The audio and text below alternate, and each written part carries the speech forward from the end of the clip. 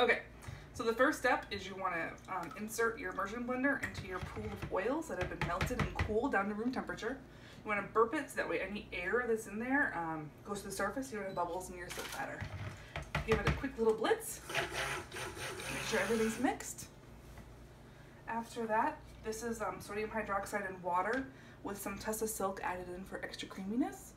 It's already come to solution and cooled down. This is an exothermic reaction, so it gets really, really, really hot. So you want it to cool down to room temperature before you use it. And then we're going to pour this very carefully and slowly, so you don't want any bubbles or splashes. That would make for a not fun day.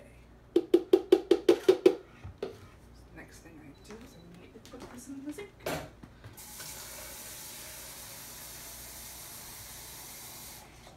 Okay.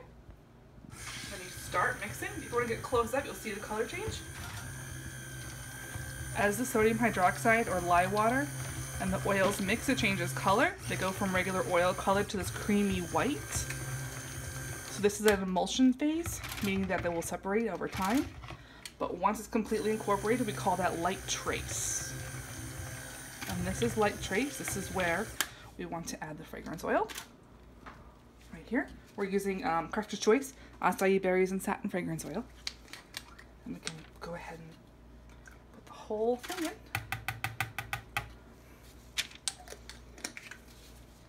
Give it a quick blitz, a little stir, a little bit of a blitz. Make sure everything's incorporated.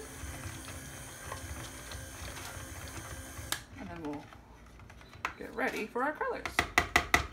I like to scrape this down so that way we don't waste any of our soap batter. This comes off right in the sink. Cool. So we're doing a purple base with a yellow and green swirl in it. So we're not going to use a lot of the yellow and the green, but enough to make a nice impact. So those will be our accent colors, and this will be the base color. So we'll add in quite a bit of our purple. And then you just give it a mix.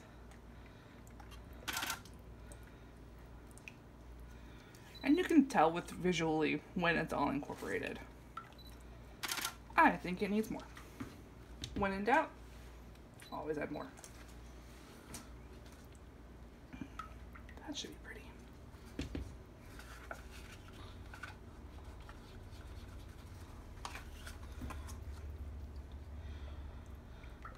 Okey doke. I would call that purple done. So we'll go ahead and move that out of the way. Work on the green and the yellow.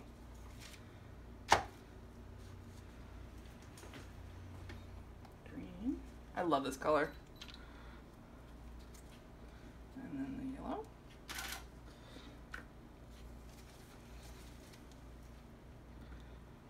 Oh, we're gonna need more yellow.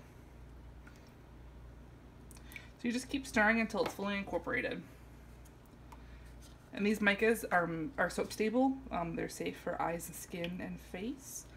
And they are resuspended, or suspended rather, in a little bit of olive oil, which is part of our soap recipe. So the soap recipe is a combination of 5 oils. There's shea butter, olive oil, avocado oil, coconut oil, and rice bran oil. I'm like, I think I mixed one. I'm gonna go ahead and mix the green. Now if that isn't a green, I don't know what is. Kind of Kermit.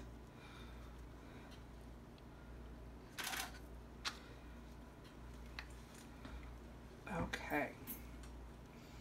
Wow, this is actually behaving really, really nicely.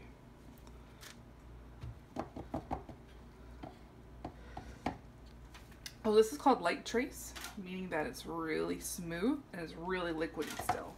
So I'm actually going to pop the stick blender back in here and bring it back to a little bit more of a medium trace so it's easier to pour.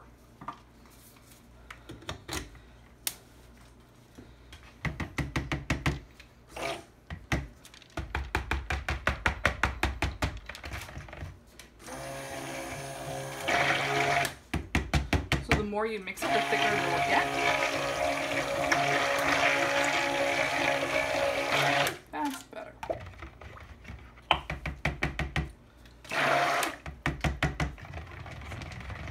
those air bubbles. That'll be nice and a really, really good consistency for the swirl we want. Okay.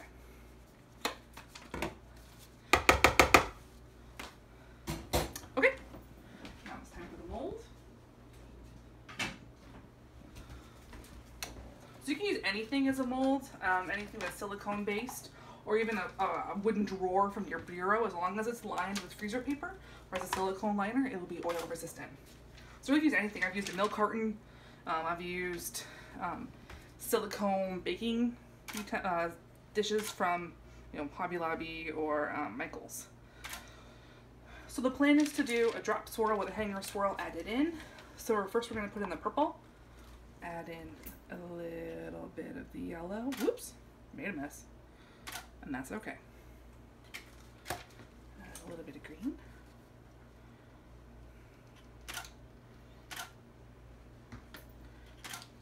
And we're going to add in the purple. And if you can see it, there's the colors are swirling together, but they're still nice and distinct. And the really fun thing I like about sew making is you never know what it's going to look like until you cut into it. It's like spin art. Yeah.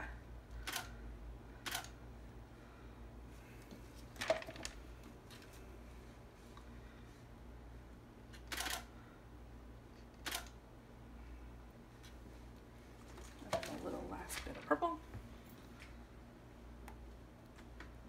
Right down the center. A little scrapey outer bowls. I actually don't think we'll do the hanger.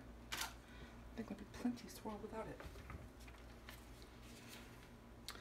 And we'll add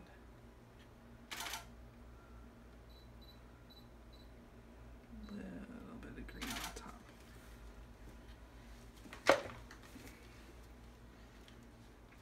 So the farther away, the lower it'll drop into your batter.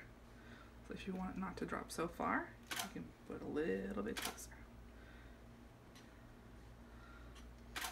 And that's it. And then what I like to do is take a skewer and pattern the top. I just think it looks really pretty.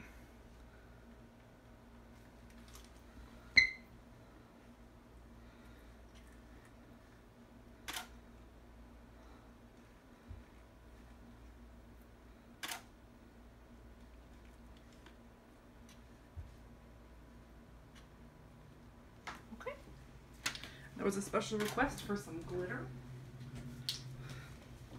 We can go ahead and get that.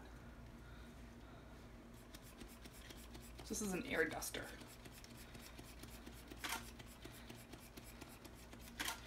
And it just sprinkles it so evenly over the top.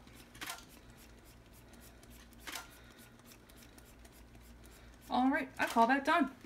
So we can cut this loaf in about 24 hours and I can send you pictures of the final product.